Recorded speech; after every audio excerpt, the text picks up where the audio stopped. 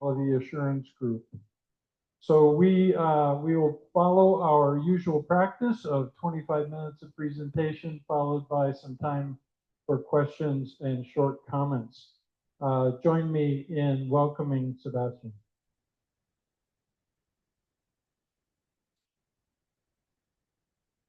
Good afternoon. It's a real pleasure to be here in front of you. So I'll be sharing with you translating from a translation question, and there are practical and ethical considerations I want to submit to you. So first of all, I'm going to go through slides. I read my paper, and so there's a few pieces on every slide. I will read that so you can follow. So it's a multimodal process, and so we'll just get through the paper that way. Good introduction and problem statement. You know, translating from translations has become widespread in the current Bible translation movement. And there's often the assumption this is okay, this is good, because there is so many resources available, there's a deep knowledge available of the original languages in commentaries and other, so the need, and also for practical reasons. But what is exactly the problem? The problem is that local translators do not have access to knowledge of the original languages. The consultant or the exegete, the project exegete, has that access on their behalf. But is that a real problem? The second problem is that in many wider communities, is that many in the wider community of reviewers and church leaders also do not have sufficient access to the original. So there is also not that type of knowledge available in the community. And then there's the ethical issue. How ethical is this practice? Is this really the best for a translation project, especially from the perspective of local churches and communities? Is it just? Is it fair? So I'll be looking at a few things. So I will be looking at the original manuscripts, a little discussion on that, the absence of those, the authority of the scriptures in original languages, the history of translating from translations, the advantages of translating from the original, also the challenges of translating from the original, briefly if there's an ethical dimension to it, and then criteria for possible solutions, and then come to the heart of the paper, which will be a proposal for a practical interim solution, something we have experimented with in Sunset Sing. So we do not have access to the original manuscripts. You know, original manuscripts, of course, is complicated. Mark Esau, in a recent paper, wrote about that. You know, when is original? When was it? You know, when it was an oral tradition, long before it got to Moses, when he presumably wrote it down into the Torah. Jesus spoke in Aramaic, most likely. It was later on pinned down in Greek. So when exactly, you know, what was really the original? So the whole issue is related to a very deep theological issue. We don't have time to go into that. But when exactly did inspiration take place? Only when the oral was committed to writing? What about the oral transmission ahead of it? What about the editing and revision later? So when exactly, what to do about a manuscript variation? Lots of issues. So what I'm saying here is, it's complicated. The Septuagint was the authorized version of the early church. What authority does it carry? What authority does it carry today? We don't know. So what I'm concluding here is not an easy and straightforward solution to this. And often the communities we work with are not even aware of these dilemmas that we face. So it is generally accepted among Christians that the scriptures in the original languages are not more authoritative than the translated versions. Hebrew and Greek are not sacred languages. Otherwise, the Christian scriptures would be essentially untranslatable. But then the question begs itself, why do we constantly go back to the original manuscripts? Again, it is useful to look at language as a window to a reality behind it.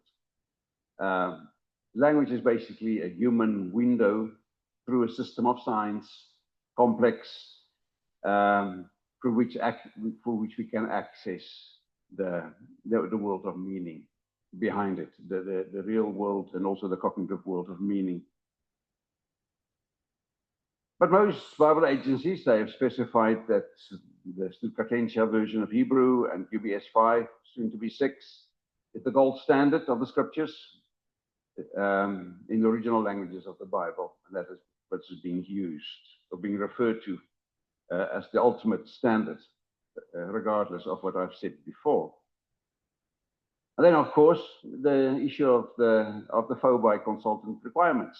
Statement 7 makes it very clear that source language knowledge is required. Why is that?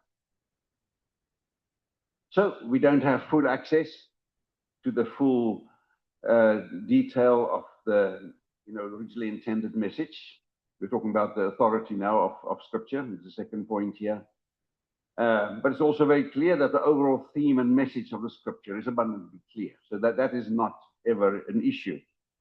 We do not have full access. There's source language variation, but we don't know everything. But still, we have the overall theme and message is clear. So these languages, Greek and Hebrew, then, are not only windows into a bigger reality, but nonetheless are still very important to access the real world and cognitive context of the original. So there's a complex relationship between the original languages and the authority of the scriptures. So I've read that before. So all of this points to an enduring importance of knowing the original languages. And there, out of that follows then that local Christian communities somehow should have access to that as well and not be completely dependent on outside influences. Given this important role of the original languages in the scripture, localized knowledge of these languages would therefore add to the authority of the translation in communities. And it's only just and fair that they have that access. Now we go to the third point.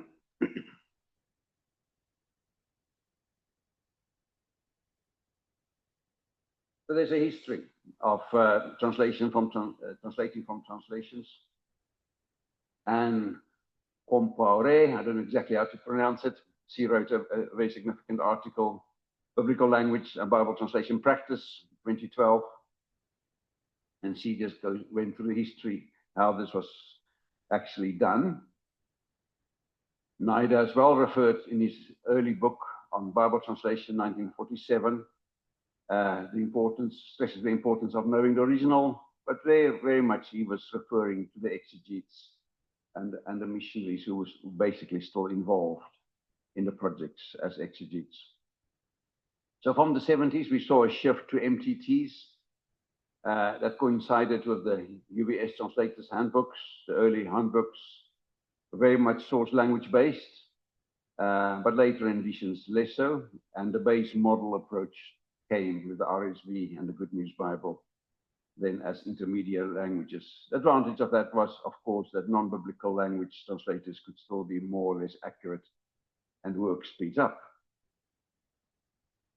So next turn was by training in the source languages by many institutions from the 1990s, and a number of translators and exegetes and projects with good knowledge of Greek and Hebrew steadily grew. The modern practice, however, is still that most projects in very minority languages, remote and small languages, lower levels of theological education, mostly do still translate from translations. But in the larger languages, especially languages of wider communication, that is not the case. And at the same time, we're seeing a surge in more and more translators with some knowledge of the Greek and Hebrew. Good. What are the advantages of translating from the original? I think the first big one is to avoid semantic interference from the intermediate language. We are all familiar with that, the third language problems. There's always the risk of understanding biblical language and culture through the lens of an European language. and the result can be producing an approximation from an approximate translation. So there are more issues. If you know the Greek and Hebrew as text-critical issues, the translators will probably understand all the issues, the apparatus. As they learned Greek or Hebrew, they will probably have learned about the apparatus. There are discourse markers like hine that often disappear in a translation if it's not done from the original languages, and that way they can be compensated for in some way or another. But there are also challenges from translating from the original. And I think the first big one is it takes too long for translators to acquire adequate competence. Another objection is that some elementary knowledge of the source languages would add unnecessary time. So they know some Greek and Hebrew, but they spend more and more time in the commentaries to find out what's really going on, which is a good thing, but it really slows things down. And the further objection is the absence of resources readily available for those with only elementary knowledge of Greek and Hebrew. Little knowledge of Greek and Hebrew is sometimes more dangerous than no knowledge at all. Sometimes they assume that the literal representation, the literal translation of the source language is the best to follow, and a little knowledge will not necessarily eliminate the potential of misinterpreting idiomatic expressions.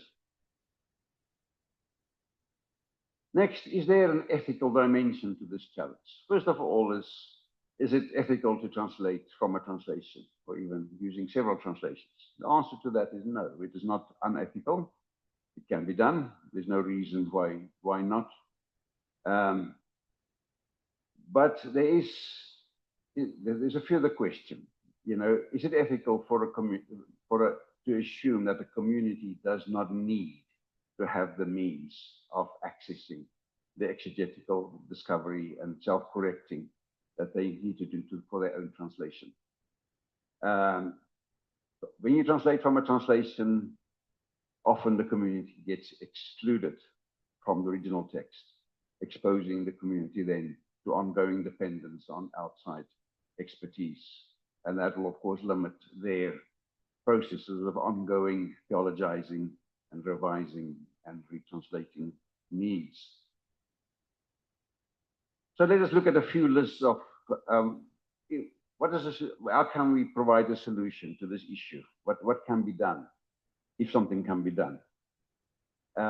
First one criteria is, as we look at possible solutions, is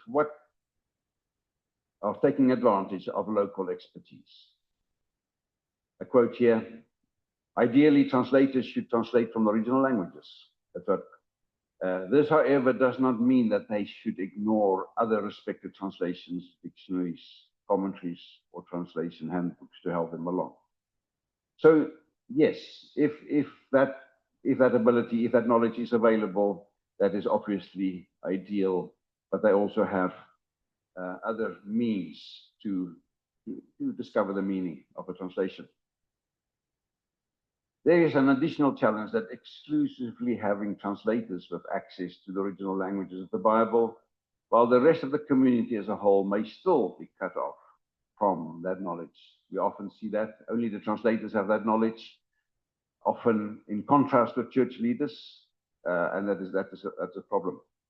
So there's a need as well for thought leaders and influencers in the community, also to have some degree of access next to the translators. And that's what we mean by local expertise. The late Dr. Peter Renju of Tanzania lamented that translators without adequate knowledge of the source languages are not making use of those in the culture who actually do have the knowledge. There are sometimes people around, but they are not part of the project. They are not part of the quality assurance process. There's sometimes surprising expertise, especially in the larger languages. I'm not talking about very remote, very small languages, but such expertise is available at seminaries and other theological institutions. So a second criteria that is important is there needs to be training in the original language. There needs to be some exposure. So over and above full-time study in Jerusalem or in a remote, growing number of remote sites or other places in the world, there are many courses, online tools, guided reading, other ways to improve knowledge of the original language of the Bible. That is a new development. The past 15 years, maybe 10 years, which we are seeing the results. You know, hundreds of people going through that and enriching their programs. But we also, another criteria we see that is needed for a possible solution is that we need exegetical resources that incorporates the original languages of the Bible. They are available. There's the exegetical summaries, for instance. Also translators' handbooks, they are available. But many of those resources are not always easy to use or accessible to translators in the field. And then we need to look as well, another criteria that will help us for a possible solution to this issue is drafting methods that in some way or another include the original languages of the Bible. That is a different thought that I want to elaborate more in the rest of this paper. Obviously, there are extensive exegetical information available in Gateway for Language of Wider Communication languages, but not necessarily that information is available, you know, for the translators. Then I come now to the heart of the paper. You know, what did we do in Psalms at Sing? Psalms at Sing is an organization promoting the translation of the Psalms. We're developing tools to provide those very things that translators could have access to the original languages in the tools. And so is there another way to really help translators even without the knowledge of Greek and Hebrew? Ideally, we want to get there one day, that they really be able to use Greek and Hebrew directly. But until then, you know, it might take another generation before we really get there. Is there an interim solution?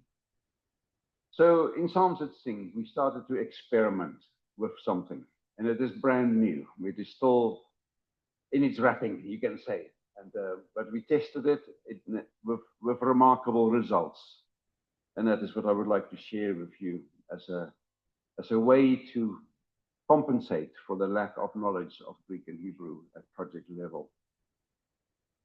There are 4 discoveries and learnings of the Psalms at Sing approach that help to get communities to be closer to the source languages, and the source languages closer to the communities.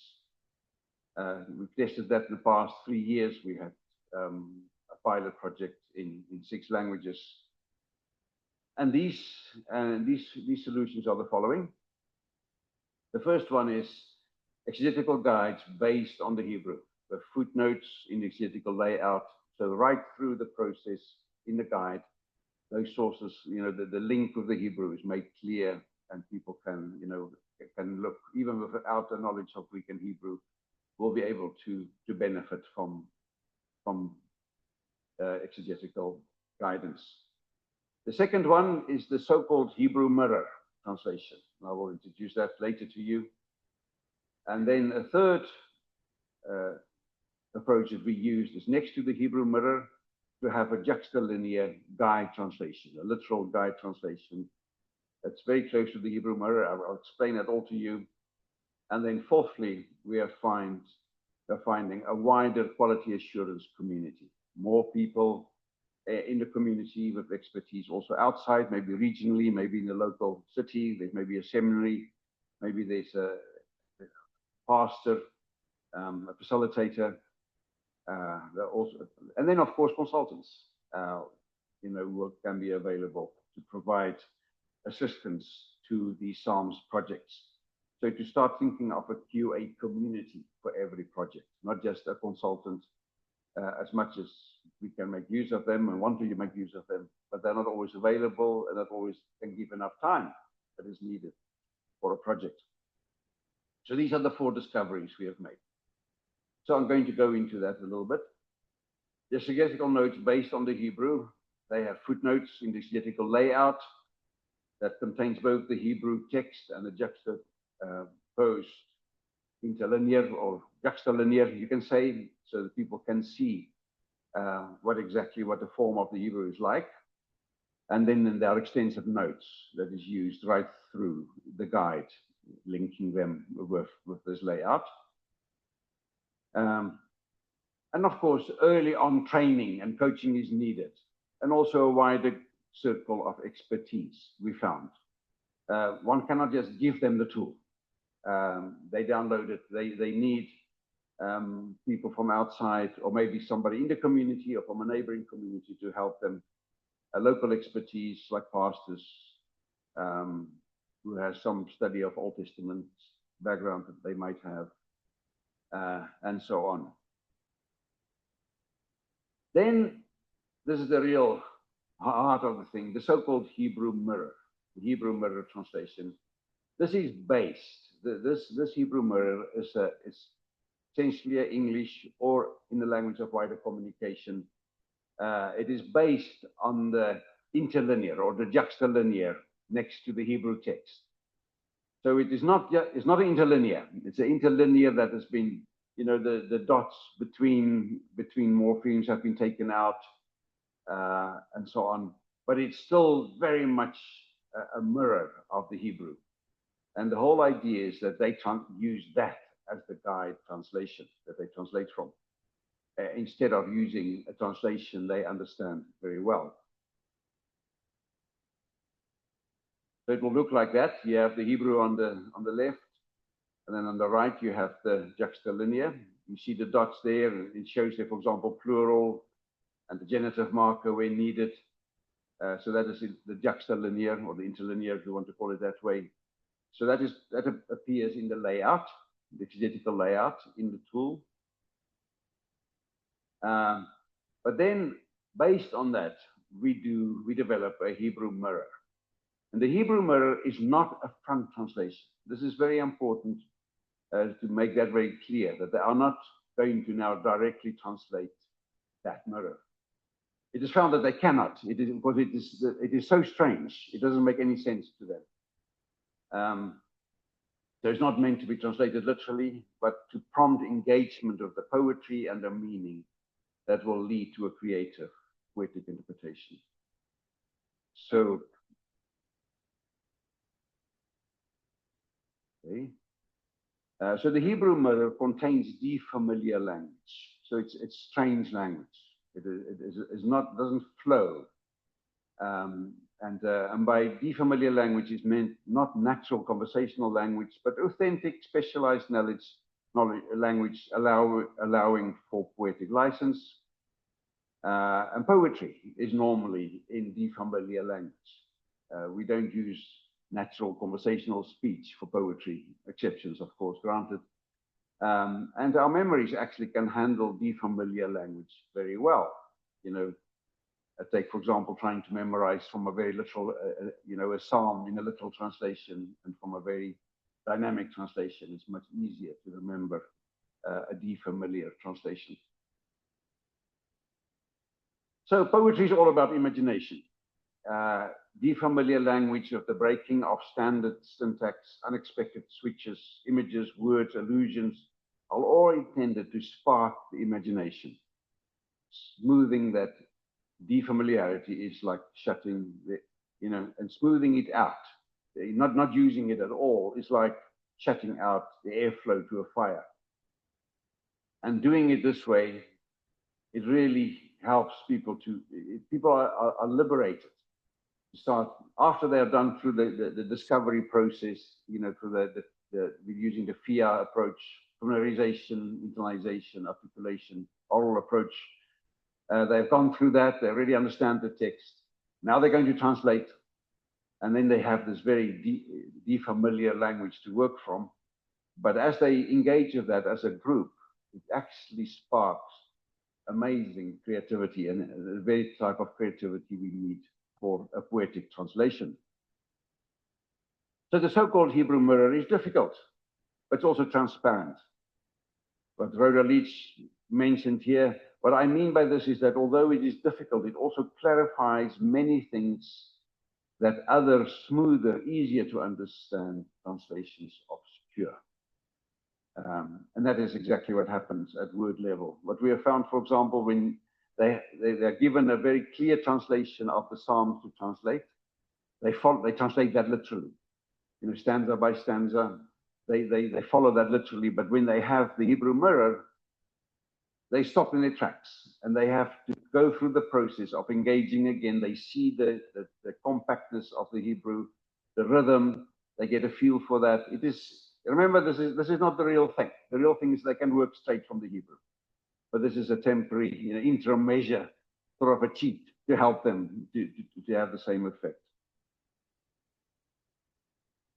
So, by being so stripped down, the Hebrew mirror, it illuminates the syntax, the higher level structures, the poetic features, and by revealing those in English, it clarifies the shape of the psalm and leads us to the psalmist's thoughts and intentions. So we found the Hebrew mirror to be engaging. It is, translators are forced to engage with the text, their minds, their creative talents, their hearts. This engagement process of really digging into the text and working it out is what enables the translators to then create poetry in their own idiom that has not been processed, or only lightly so, through the lens of the language of wider communication. So the Hebrew mirror is a tool to help them to bridge more directly that deep chasm between the Hebrew and their own poetic language. The Hebrew mirror is best processed collectively in a group, collective intelligence, and they help one another to process the difficult Hebrew patterns, and together they come up with a poetic rendering of the text. So it also helps, the Hebrew mirror also helps with increasing the capacity to remember for internalization. And it is what is defamiliar is what fixes the prayer in the mind and the heart and becomes even more beautiful as prayer becomes part of one's approach to the Lord. The same is true of imagination channeled in poetic syntax, meter, assonance, and all those wonderful things. Yeah, and it also gives the poet translators confidence that they're actually being connected with the original. And that they are connecting with the psalmist's imagination. And then it leads to a process of engaging in deliberate and careful poetic composition. So it gives them that confidence as well. It's common to see and hear musicians playing with words and lines and harmonies to produce a beautiful song. This is what the poet translators are doing with their poetic rendering of the Psalms. They are working out how to make their prayers sing, not stumble. And so it's also obviously a guide to the Hebrew. We all know that the little knowledge can be a lot more dangerous than no knowledge. I will probably just move on here, but my time is limited. I just want to show you, this is what the Hebrew mirror will look like. And then next to the Hebrew mirror, we also then use a juxtalinear guide translation. And those two translations together will then guide the team through the translation. This is a very literal version, a little bit clearer, like what the Scriptura calls clear, close but clear translation. So it is we use next to the Hebrew mirror to clarify, but not to the extent that the translators will not be required to still creatively wrestle with the difficult poetic material. Example here, for example, of what we do there is the Hebrew mirror guide translation keeps the important key terms in transliterated format.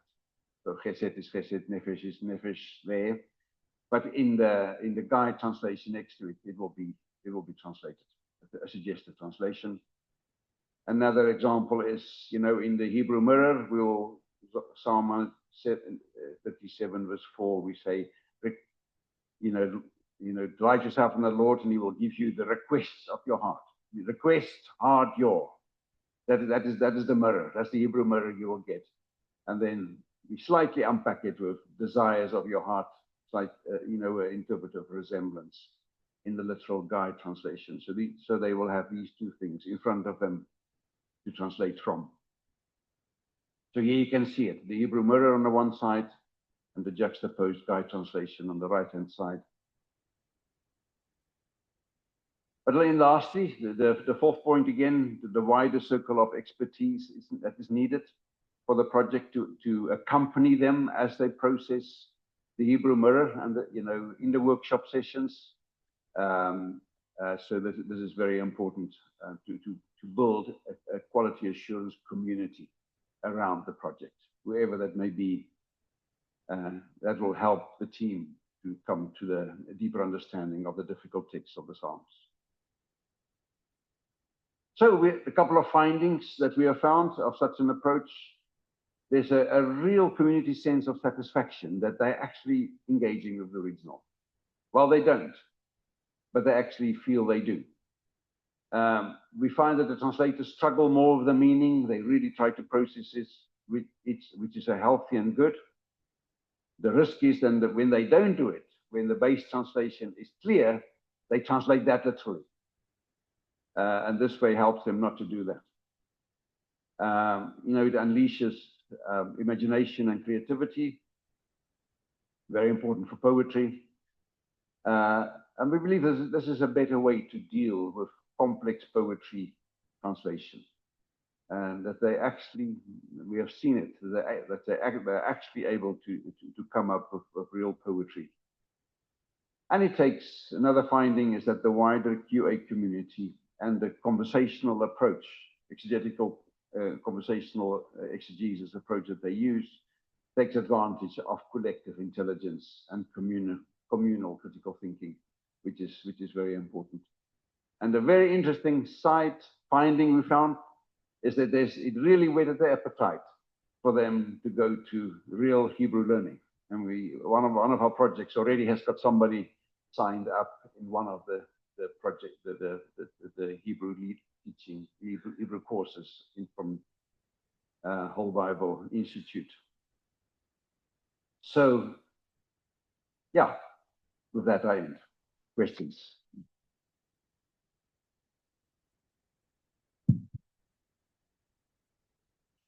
Yes, so we have time for a few questions. Yes, first one right here.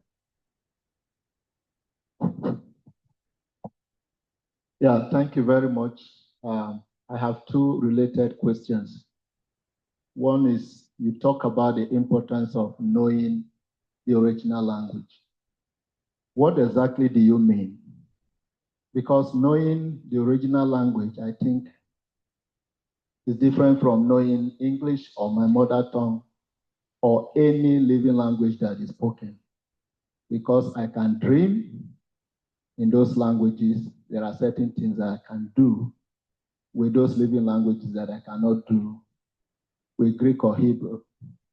So I'd like you to throw more light to what you mean by knowing the original languages. The second question is, you said if you know Hebrew or Greek, it kind of eliminates interferences.